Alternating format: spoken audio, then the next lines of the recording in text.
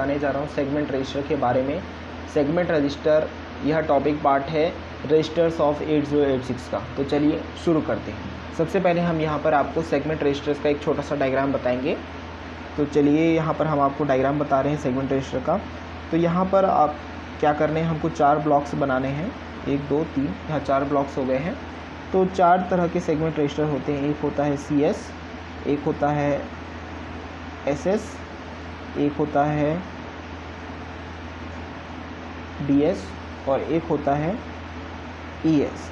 यह डायग्राम है segment register का। 8086 माइक्रो प्रोसेसर एड्रेस करता है 8086 माइक्रो प्रोसेसर एड्रेस करता है एक सेगमेंटेड 8086 माइक्रो प्रोसेसर एड्रेस करता है एक सेगमेंटेड मेमोरी को एड्रेस करता है। यह होता है कंप्लीट 1 मेगाबाइट, यह होता है कंप्लीट 1 मेगाबाइट मेमोरी, यह होता है कंप्लीट 1 मेगाबाइट मेमोरी, जिसमें कि 8086 के अंतर्गत आने वाले जितने भी एड्रेसेस हैं, 8086 के अंतर्गत आने वाले जितने भी एड्रेसेस हैं वो डिवाइडेड होते हैं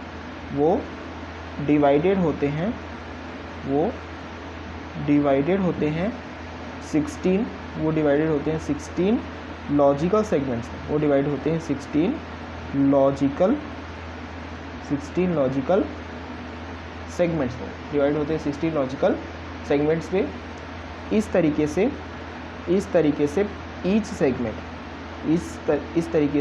ईच सेगमेंट कंसिस्ट करता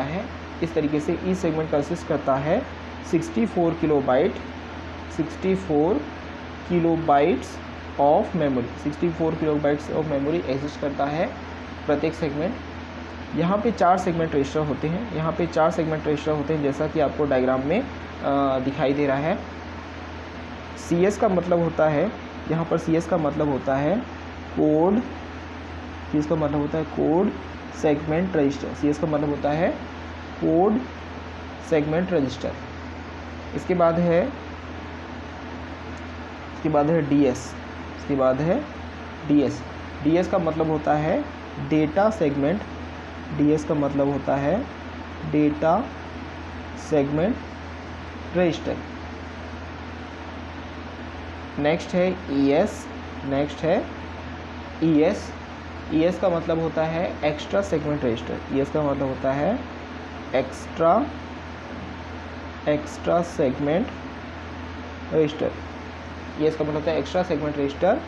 SS का मतलब होता है स्टैक सेगमेंट रजिस्टर। सबसे पहले हम बात करते हैं कोड सेगमेंट रजिस्टर के बारे में। सबसे पहले हम यहाँ पर बात कर रहे हैं कोड सेगमेंट रजिस्टर के बारे में। तो जो कोड सेगमेंट रजिस्टर होता है, उसका यूज़ होता है, कोड सेगमेंट रजिस्टर का यूज़ होता है for addressing a memory location. Code segment register का यूज़ होता है for addressing a memory location. Code segment register का यूज़ होता है एड्रेसिंग करने के लिए एक मेमोरी लोकेशन को code segment of the memory में, कोड सेगमेंट ऑफ मेमोरी में, जहाँ पर एग्जीक्यूटेबल प्रोग्राम स्टोर्ड होता है, जहाँ पर एग्जीक्यूटेबल प्रोग्राम क्या होता है, स्टोर्ड होता है। सिमिलरली जो data segment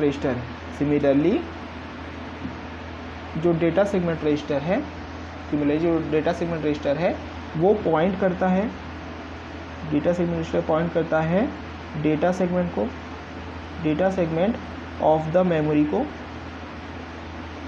data segment register point करता है data segment of the memory को, जहाँ पर डेटा रिसाइडेड होता है, जहाँ पर डेटा क्या होता है, रिसाइडेड होता है, यानी यहाँ पर जहाँ पर डेटा एक्चुअली में रखा हुआ होता है।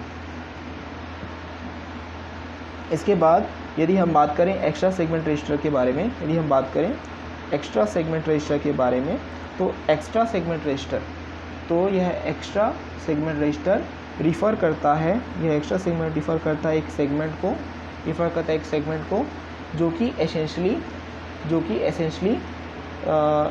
एसेंशली यानी कि शुरुआत में अनदर डेटा सेगमेंट होता है, जो कि शुरुआत में अनदर डेटा सेगमेंट होता है of memory, another data segment होता है मेमोरी का। इसीलिए एक्स्ट्रा सेगमेंट में भी कंटेंस करता है, इसलिए एक्स्ट्रा सेगमेंट में भी कंटेंस करता है डेटा, इसलिए एक्स्ट्रा सेगमेंट में भी कंटेंस करता है डेटा। इसके अलावा जो एक और सेगमेंट रजिस्टर है वो है एसएस, यानी कि stack segment register, stack segment register. तो स्टैक सेगमेंट रजिस्टर का यूज़ होता है एड्रेसिंग करने के लिए, स्टेट सेगमेंट रजिस्टर का यूज़ होता है एड्रेसिंग करने के लिए स्टैक सेगमेंट ऑफ मेमोरी के, स्टैक सेगमेंट ऑफ मेमोरी को एड्रेस करने के लिए स्टैक सेगमेंट रजिस्टर का यूज़ होता है। यानी कि ऐसा मेमोरी जो कि स्टोर कर सकता है, स्टैक डेटा, जो कि स्टोर कर सकता हो स्टैक डेटा को। यहाँ पर आपको यह बात ध्यान रखनी चाहिए कि सीपीयू यूज़ करता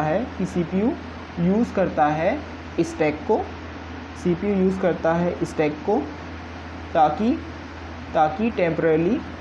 टेम्पररली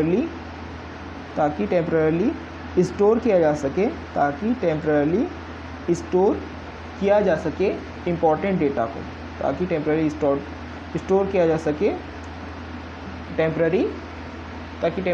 किया जा सके इम्पॉर्टेंट डेटा को। यानी कि अब यहाँ पर जो इम्पॉर्टेंट डेटा होता है वो क्या होता है, वह जो इम्पॉर्टेंट डेटा होता है वो होता है कंटेंट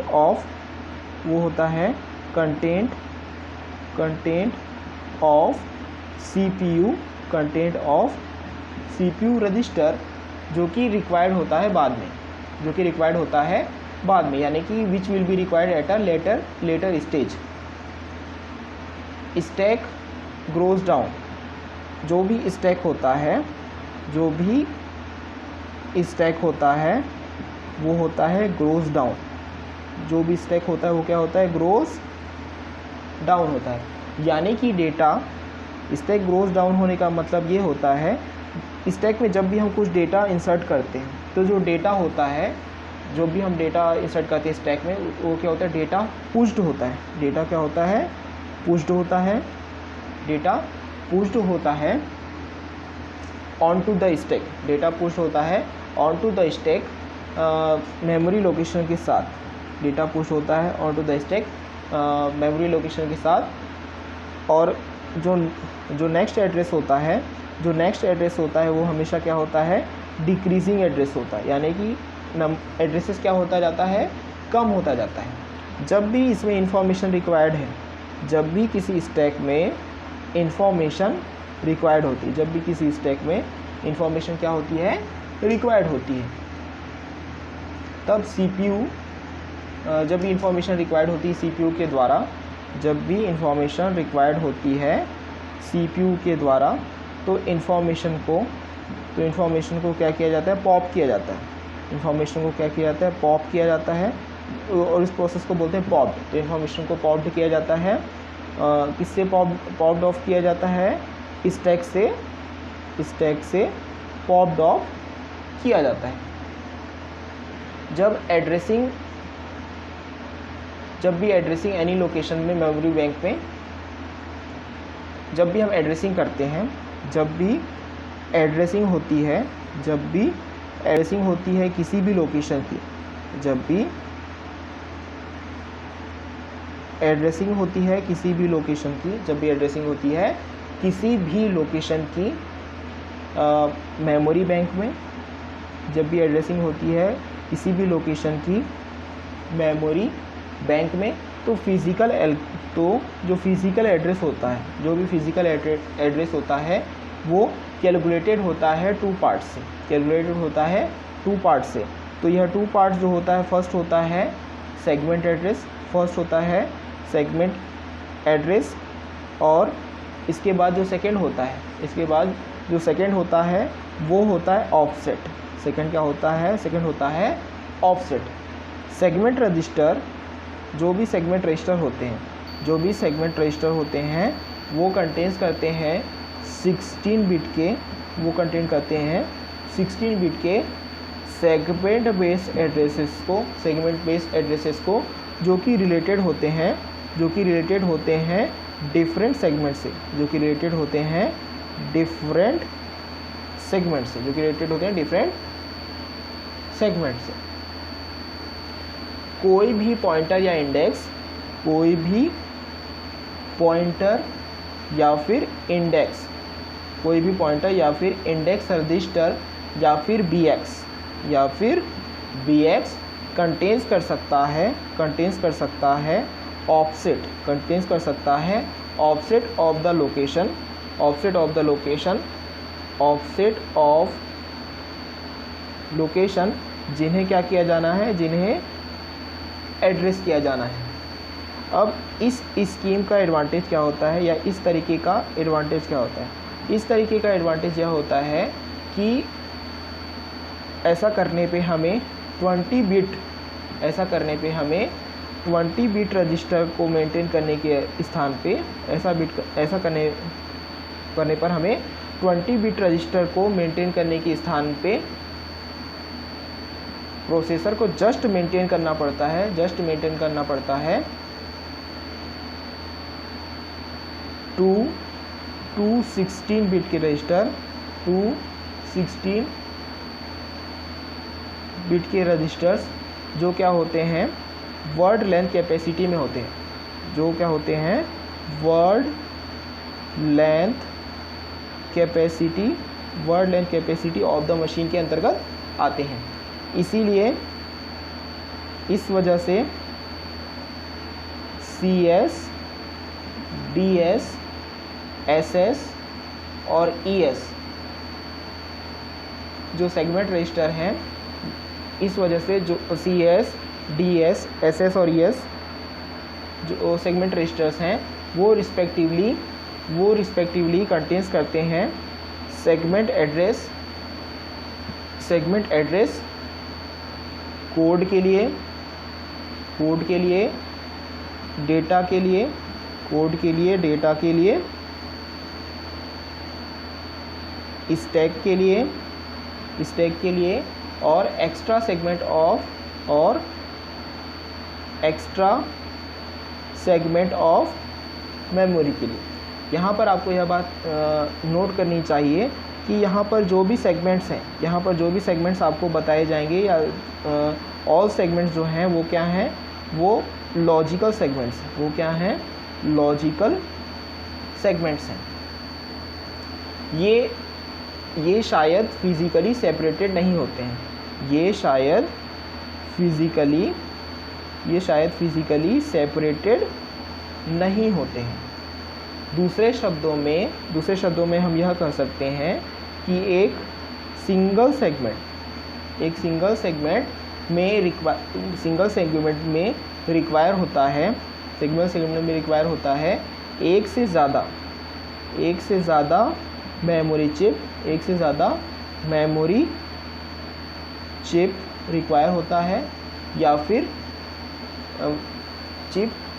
एक से ज़्यादा सेगमेंट में, या फिर एक से ज़्यादा सेगमेंट